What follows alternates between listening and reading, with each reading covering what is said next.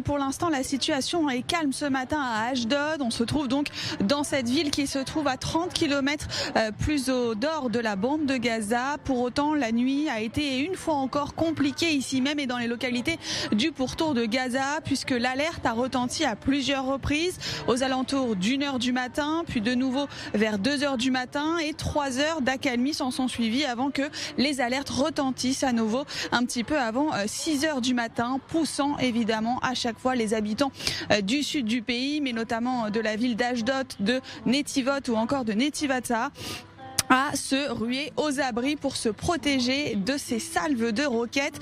Au total, Samuel, depuis 19h hier, ce sont pas moins de 50 roquettes qui ont été lancées depuis Gaza vers Israël. Certaines sont retombées en territoire gazaoui, d'autres sont tombées dans des terrains vagues ici même en Israël ou encore ont été interceptées par le système dôme de fer. Il n'y a donc pas eu ni dommages ni blessés cette nuit. En revanche, hier après-midi, je vous rappelle que ici à Ashdod, c'est un immeuble qui a reçu de plein fouet une roquette, endommageant donc la façade de cet immeuble qui n'était fort heureusement pas encore habité puisqu'il est en construction.